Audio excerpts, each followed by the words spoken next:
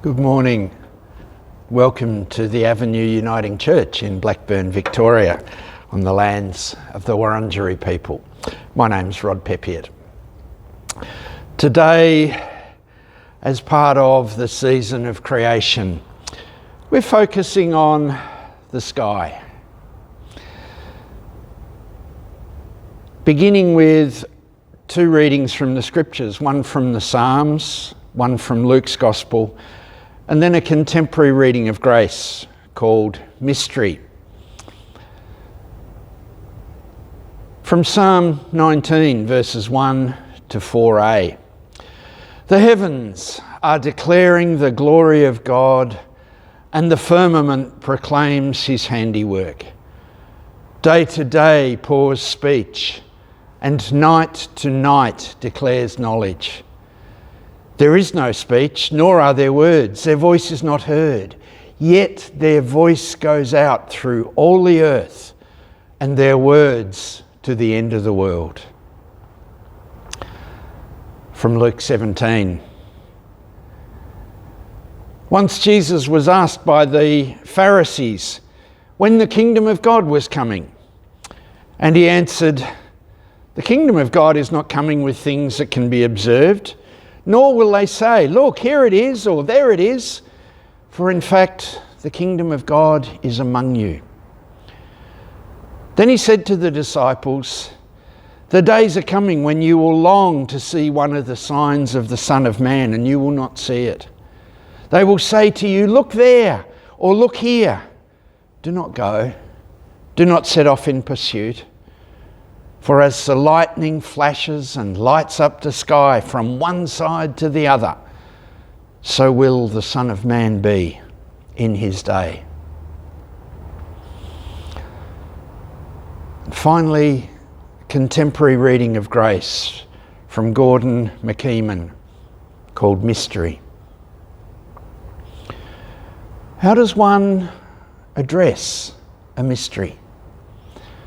Cautiously. Let us go cautiously then to the end of our certainty, to the boundary of all we know, to the rim of uncertainty, to the perimeter of the unknown which surrounds us.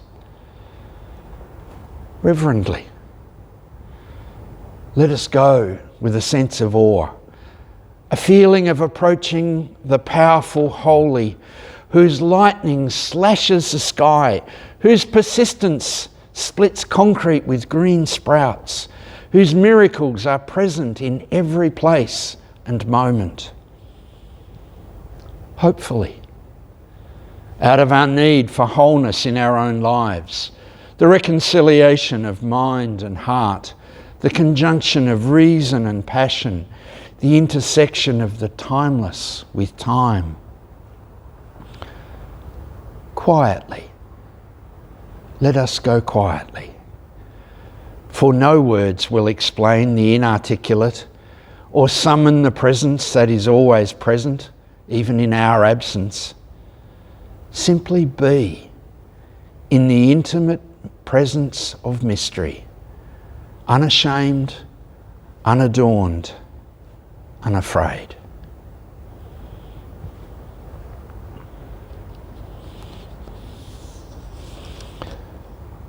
I wonder, do you ever just look at the sky for no real reason, just to notice it?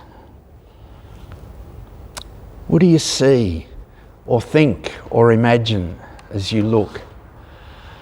I know that sometimes we sort of see shapes in clouds and things like that. I wonder, do we ever just look? I grew up in cities and can still remember with great clarity my first night living in a small country town, a couple of hours out of Adelaide.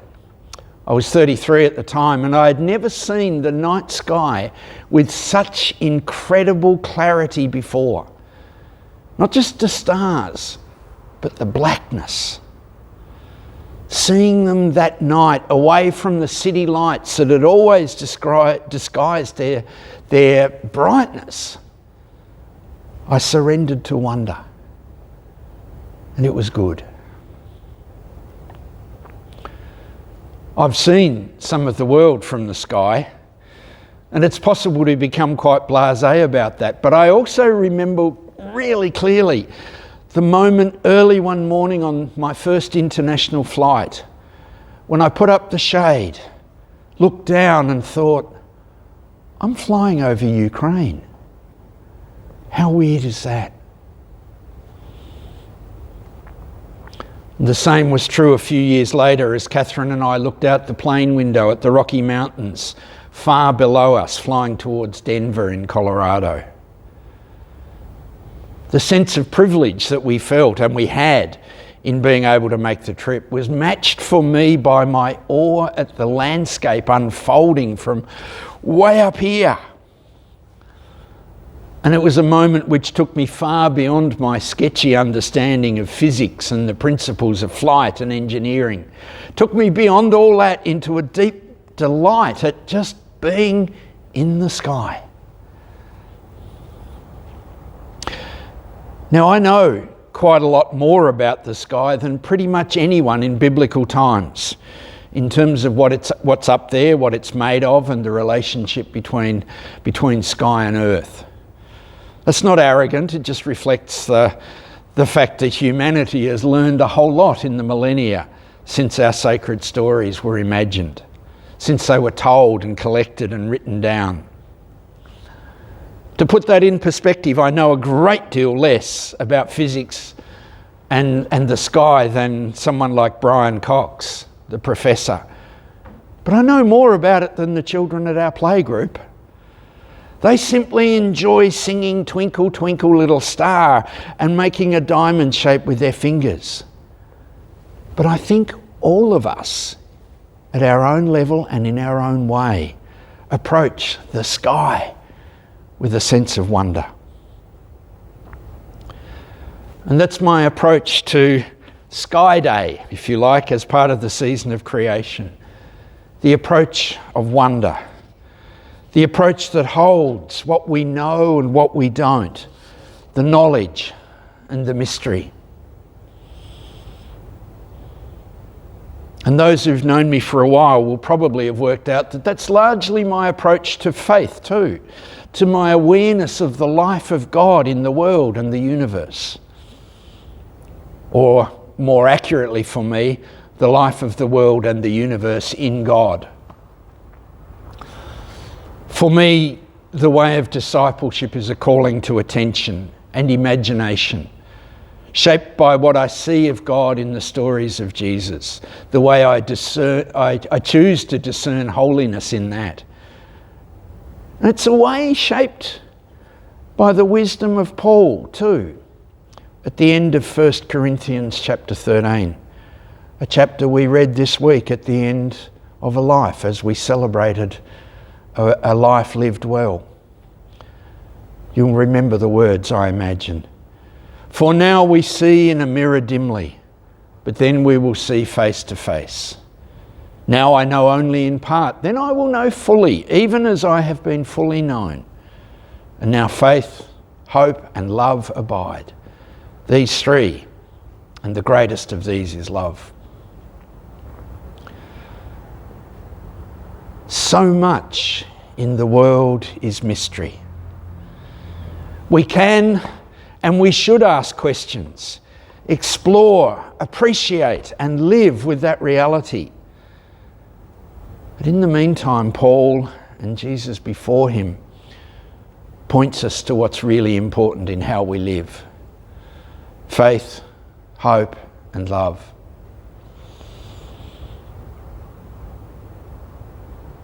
I think the sky is kind of like Paul's mirror. It's a constant reminder of life and mystery. It reminds me that what I know and experience is an incredibly small part of what's out there. My cosmology is far from the fixed three-tier universe understood by the people of the Bible and their times. Earth, heavens above, and Sheol below. And unlike them, I don't think of the sky or the heavens as where God lives. But that doesn't stop me being moved by the imagery of the sky turning black as Jesus was crucified. It's a very powerful way of expressing the whole creation's connection and grief at this unjust execution of an innocent man. And my knowledge of the thousands of bits of space junk up there, or the hole in the ozone layer above Tasmania, which creates risk of sunburn even on overcast days, doesn't mean that I can't sing with the psalmists. The heavens declare the glory of God. The sky above proclaims God's handiwork. In fact, it matters that I do. And even though I understand God and creation differently from the people of the Psalms, I think it matters that we approach the sky, the world, the universe with a sense of wonder like theirs and like that of Australia's Indigenous peoples. Further, I think that sense of wonder, however we express it, is a very big part of the ecological crisis all around us today. I should say the lack of that wonder. Particularly in Western culture, we've lost our sense of sacredness and holiness in the world around us and beyond us. It's become mundane. And whole societies have become convinced that it's all for our use, all about us. Perhaps just being able to pay attention to the sky occasionally, to notice it, to listen to it even, to see its sacredness. Just let it speak of God. Maybe that's part of the healing and the connection that the planet and its people need right now. So, what do you see when you look at the sky? I wonder. Blessings.